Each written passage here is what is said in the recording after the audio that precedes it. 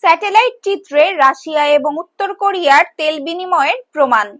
জাতিসংঘের নিষেধাজ্ঞা হয়েছে ভঙ্গ। প্রতিবেদনে থাকছে বিস্তারিত। যুক্তরাজ্য ভিত্তিক গবেষণা সংস্থা ওপেন সোর্স সেন্টারের স্যাটেলাইট চিত্র বিশ্লেষণ থেকে জানা গেছে যে 2024 সালের মার্চ থেকে রাশিয়া উত্তর কোরিয়াকে 10 লাখ ব্যারেলেরও বেশি তেল সরবরাহ করেছে। বিশেষজ্ঞদের ধারণা, এই তেল সরবরাহের বিনিময়ে উত্তর কোরিয়া রাশিয়াকে অস্ত্র এবং সৈন্য দিচ্ছে, যা ইউক্রেনের যুদ্ধে ব্যবহৃত হচ্ছে। যুক্তরাজ্যের পররাষ্ট্র সচিব ডেভিড ল্যামি এবং সংশ্লিষ্ট বিশেষজ্ঞরা বিষয়টি বিবিসিকে নিশ্চিত করেছেন। উত্তর কোরিয়ার জন্য জাতিসংঘের নিষেধাজ্ঞা অনুযায়ী তেলের সরবরাহ সীমিত।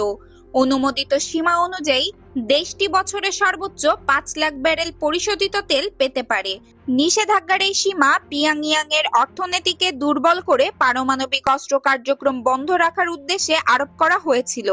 তবে স্যাটেলাইট চিত্রে দেখা গেছে উত্তর কোরিয়ার পতাকাবাহী তেলবাহী ট্যাঙ্কারগুলো গত 8 মাসে 34 বার রাশিয়ার পূর্বাঞ্চলের একটি তেল টার্মিনালে গিয়েছে এবং তেল নিয়ে ফিরে এসেছে।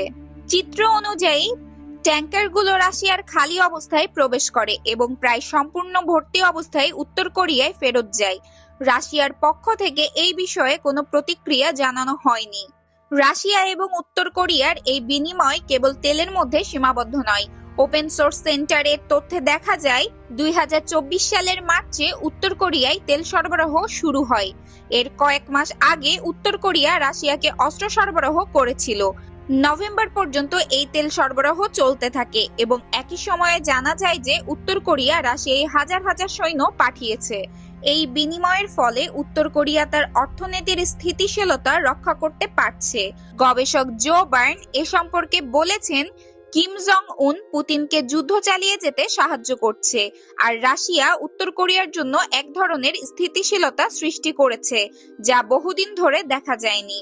স্যাটেলাইট চিত্র থেকে আরো জানা গেছে যে উত্তর কোরিয়ার ট্যাঙ্কারগুলো রাশিয়ার ভোস্তোচনি বন্দরে প্রবেশের সময় ট্র্যাকিং ডিভাইস বন্ধ রাখে। এসব জাহাজের মধ্যে এমন কিছু জাহাজও রয়েছে যেগুলো জাতিসংঘের নিষেধাজ্ঞার আওতায় রয়েছে। রাশিয়ার জলসীমায় তাদের আটক করার কথা থাকলেও সেটি কার্যকর হয়নি।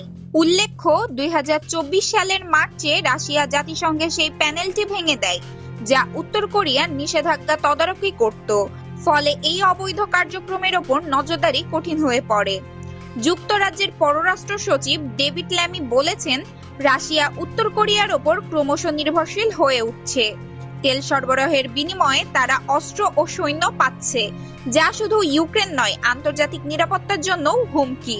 দক্ষিণ কোরিয়ার সরকার এই ঘটনাকে জাতিসংঘের নিরাপত্তা পরিষদের রেজুলেশন লঙ্ঘন হিসেবে অভিহিত করে বলেছেন, আমরা এই অবৈধ কার্যক্রমের বিরুদ্ধে কঠোর প্রতিক্রিয়া জানাবো। রাশিয়া উত্তর কোরিয়ার এই সম্পর্ক কেবল নিষেধাজ্ঞার কার্যকারিতাকে প্রশ্নবিদ্ধ করছে না, বরং কোরীয় উপদ্বীপ, ইউরোপ এবং ইন্দো প্যাসিফিক অঞ্চলের নিরাপত্তার ওপরও গভীর প্রভাব ফেলছে। আন্তর্জাতিক সম্প্রদায়ের জন্য এটি একটি নতুন উদ্বেগের কারণ হয়ে দাঁড়িয়েছে। Pranoti Rahman, international desk, press 20 Bangla. প্রিয় দর্শক, এতক্ষণ সাথে থাকার জন্য ধন্যবাদ।